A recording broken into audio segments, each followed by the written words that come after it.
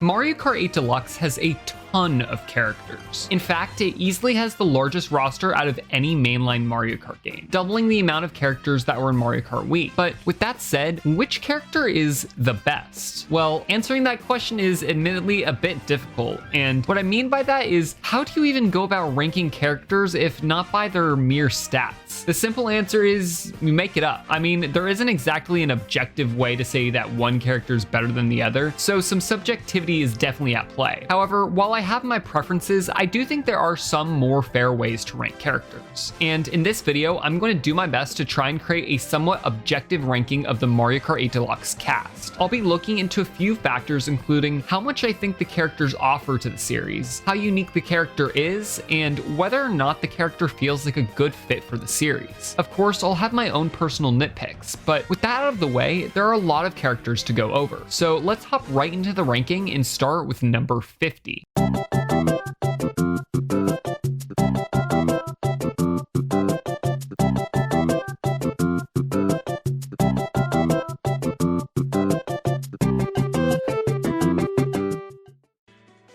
Up first is the worst character in Mario Kart 8 Deluxe, Pink Gold Peach. This probably isn't a surprise to most of you because this character just sucks. This was one of the only few new characters in Mario Kart 8 on the Wii U, and it could not have been more disappointing. They just made up this character to fill out the roster. And like, what even is a Pink Gold Peach? Seriously, I can't tell if this character is too creative or not creative enough. It's like she was AI generated. If they took Pink Gold Peach off this roster, I genuinely don't think anyone would be upset.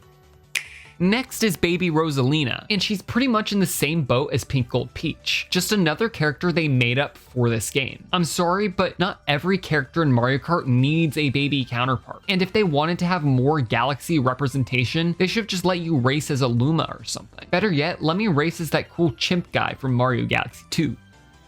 Baby Daisy is another baby character, and she was originally from Mario Kart Wii. To be fair, in that game, it kind of made sense because there would be an even number of light, medium, and heavy characters. But like, we just don't need all of these baby characters. It's so hard to place her any higher.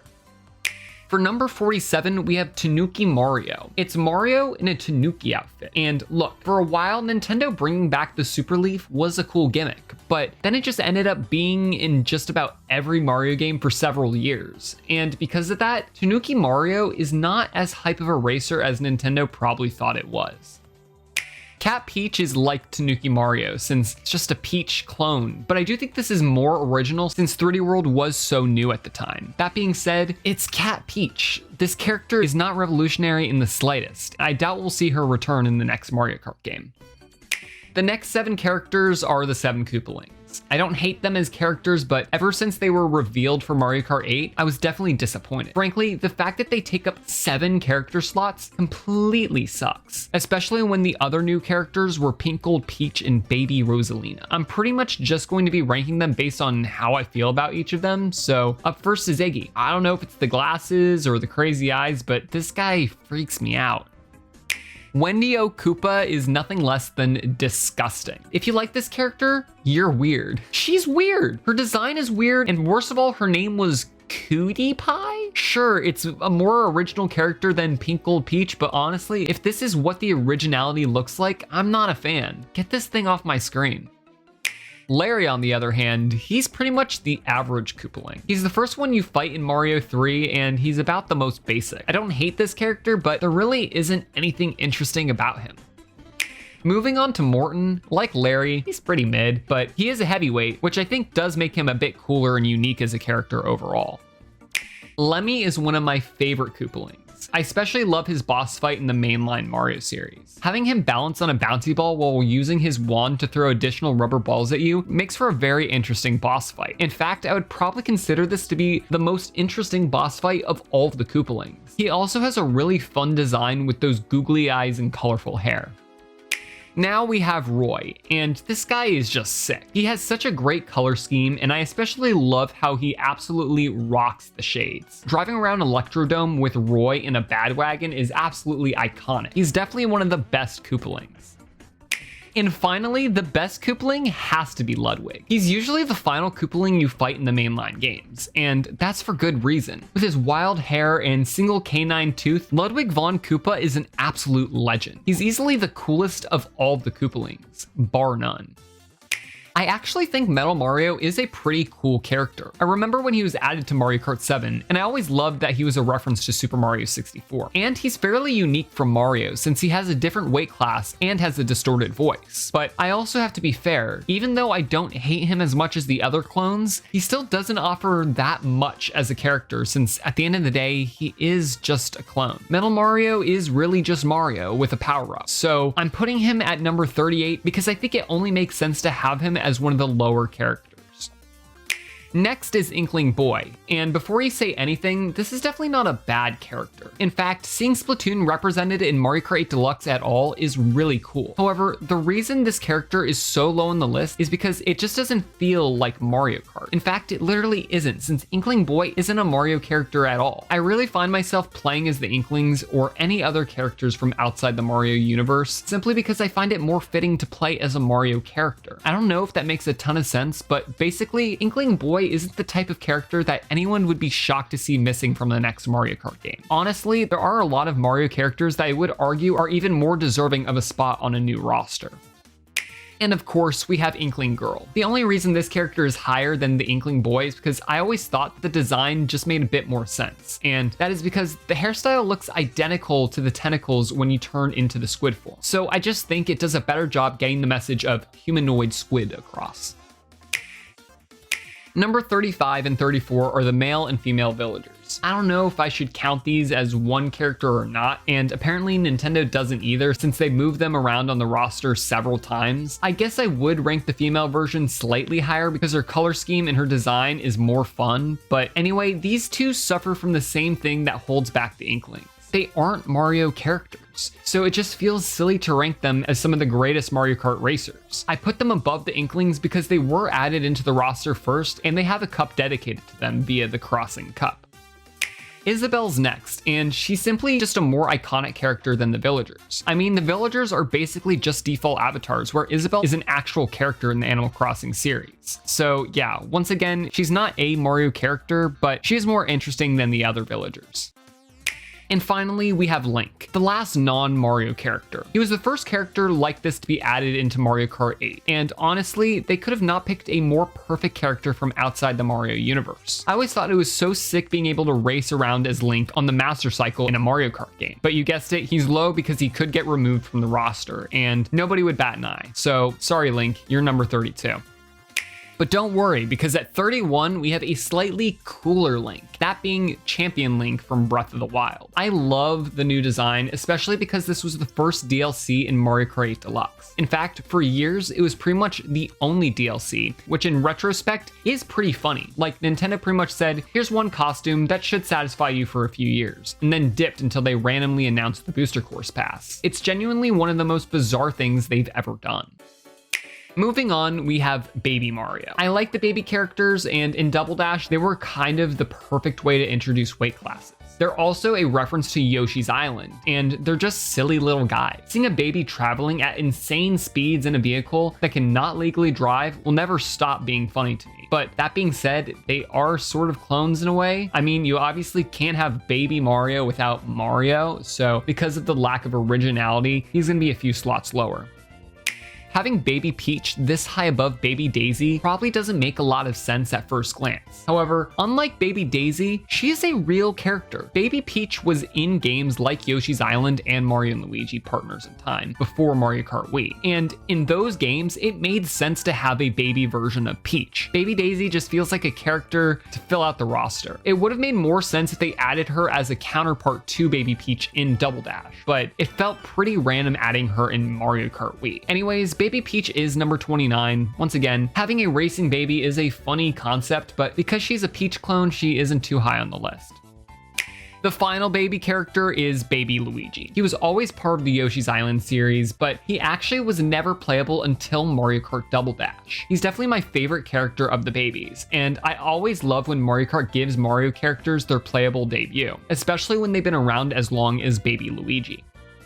Next is the Miis. Yeah, I guess Link technically isn't the last non-Mario character. On top of not being Mario characters, the Miis are pretty much just blank slates since you make the character. As a concept, it's neat, but I also rarely find myself playing as the Miis since they're a bit forgettable. However, what I will say is they're definitely a bit higher because of the costumes they get. On top of some really sick amiibo costumes, Nintendo added a few new costumes with the Booster Course Pass, which really helps them stand out. Speaking of forgettable, we have Lakitu, because I literally forgot he was in the game. Look, I love that Nintendo made him playable since he's been a part of the Mario Kart series from the very beginning, but I'm also not gonna lie, I just never play as this character, so I'm just gonna put him right in the middle of the list where he can stay forgotten. At 25 is Mario. Obviously, you couldn't have Mario Kart without him, but let's keep it a stack. If this is your character, you're a weird person. Who the hell picks Mario in Mario Kart? You're just like the most basic person of all time. You're literally just like the milk and PB&J of human beings. He's the name of the game, sure, but because of that, he's obviously not one of the more interesting characters. Like, you could at least pick Luigi. Speaking of which, next up is Luigi. He's Mario's brother. He's tall, he's green, you know Luigi. I can't imagine a Mario Kart game without this guy, unless Nintendo decide to pull a reverse year of Luigi to get their $400 million back. But that being said, he's just a very slightly more unique version of Mario. When Mario Kart first became a thing, I can imagine having Peach as a playable character was pretty cool since other than a few games like Super Mario Bros. 2, this was a rarity for sure. However, nowadays she's in a ton of Mario spin-offs, so while she's another essential part of the roster, she's one of the more average characters. Wario is anything but average. He's the evil version of Mario, and ever since Mario Kart 64, he's been in the game. And even though he's a more common character, he still has a ton of personality. However, I'm not entirely sure how much higher that should make him since in a lot of ways, he's completely disgusting. I'd say it balances it out, so I'm putting him at number 22. Daisy actually used to be one of the most niche characters in the Mario universe, making her debut in Super Mario Land. However, ever since, she's been brought back as Peach's doubles partner for Mario Tennis. She's been in just about every Mario spin-off, even becoming playable in a mainline Mario game recently in Super Mario Bros. Wonder. She's still a really cool character, but given just how prominent she is, I wouldn't say she's one of the coolest. Rosalina was first introduced in Super Mario Galaxy, and seeing her in Mario Kart Wii was absolutely amazing. However, like Peach and Daisy, she is in so many Mario games now. She's become a part of the normal cast, but what's really holding her back is the absence of the Luma. In Mario Kart Wii, she had a little Luma that would follow her around as you drove, and they just got rid of it. This is one of the coolest features in that game, and honestly, if they still kept it, I could see Rosalina being like 10 characters higher. Birdo was the first character added for the Booster Course Pass. She has 8 additional colors, and she's a boss from Super Mario Bros. 2, making her a really cool reference. All of that makes her one of the higher characters. But what holds her back is her design. What is up with this giant orifice on her face? Is it a nose? Is it a mouth? Is it a trunk? Whatever it is, it freaks me out. It's a phobia I didn't know I had, and it makes me very uncomfortable. Moving on, we have Toad. Toad is just such a classic Mario Kart character. He's not usually a character I play too much, but I get why people like him. He's been in every game. What I will say is I miss his old voice line. The Toad screaming clip from Mario Kart 64 is just iconic.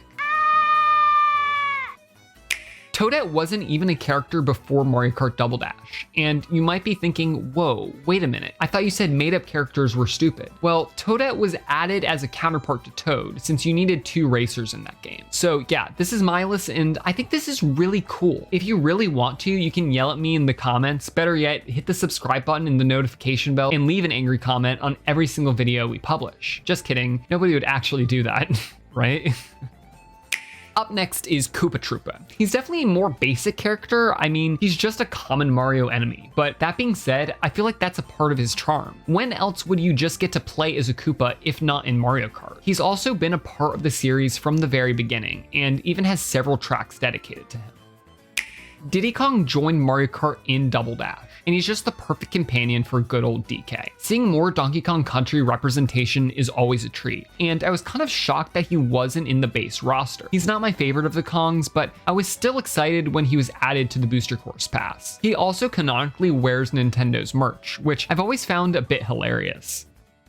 Number 14, we have King Koopa himself. For a long time, Bowser has been the most iconic Mario boss, and before Super Mario Kart, nobody could have imagined being able to actually play as this guy. Bowser is a perfect example of one of the things that makes Mario Kart so special. Being able to race as a bunch of different Mario characters, even characters that absolutely hate each other like Mario and Bowser, makes the series the crossover that it is. He might not be the most interesting character, but he's definitely a necessity to the series and pretty much any Mario game at this point.